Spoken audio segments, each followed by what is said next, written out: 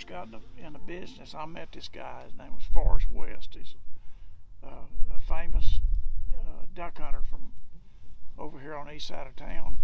Had a pretty good sized operation. Was fixing to open up the Champion Lake portion of Los Patos. It's a wildlife refuge now. I helped him out that summer after I met him, and most of the other guides didn't help. They had jobs. I had a job too, but on the weekends I was out there every weekend with him, and any day I was off, I was out there. I've always loved the preparation portion of the hunting.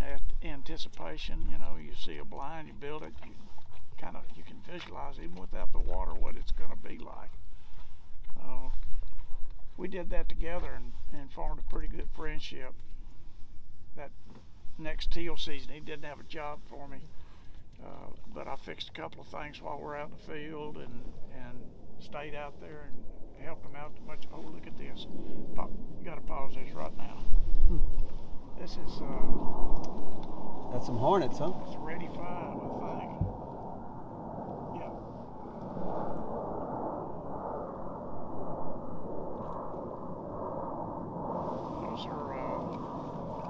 Those are Ellington T-38s right there. That's pretty cool. I'm sorry.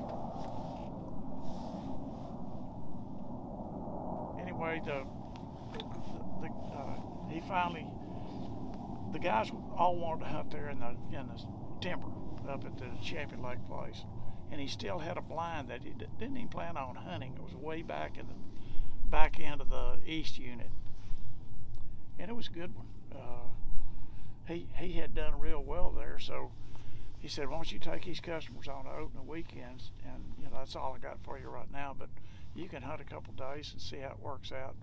We go out there and we just had a fantastic opener. There were just ducks everywhere.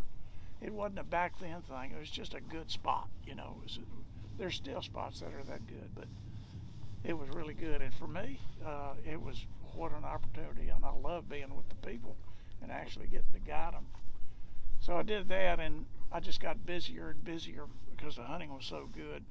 I did that for 3 years, and I think I was making $60 a hunt, and I had to drive from Baytown to the Highland Bridge, pick the people up there, go all the way up East Bay Bayou, jump across the inside and get in a smaller boat and go up there, and then bring them all the way back, take them all the way up to the lodge up there at Champion Lake and drop them off there. So it was a big tough day for not very much money, and that never bothered me for the first 3 years. Mr. Lagow, Joe Lagow, that ran the Barrow Ranch, he said, "Are you making enough money for this to be worthwhile?" And I said, "Well, no, I'm covering my costs." He said, "You're gonna have to break away. You know, I hate to see you lose Forrest, but you're the only thing he's got left back here, and you need to do something different." I said, "Well, I don't want to leave that pond." He said, "Well, you're going to have to leave the pond, but I'll give you a pond." So down on the very bottom end, what used to be the Eaglehoff lease, southeast corner, a couple of the best ponds that they've got. They're still the best ponds they've got. I hunted down there for a couple of years. So we hunted there for 3 years. It was good enough. It was real good in one of the ponds and a little bit slower. And we were ready for something different. And about 79, the family made a deal with, I think it was Texas Nature Conservancy, and they bought it. It gave us a couple more years to hunt, but he said, "I want y'all to go ahead and pick what you want over on the west side," which is what he was going to retain. And that's Bob's Pond and my old pond down in the marsh. So we set up down there. Those ponds were really good too. Started hunting there, and so about 80, 79 or 80, and that was it. We built our own blinds. I had 4 other guides that hunted with us. Bob and Barrow finally came and hunted with us. I had 2 partners in the business that I ended up buying both of them out. They hunted down there, and it stayed so good for so long. The oil business was doing real well when we first got started, and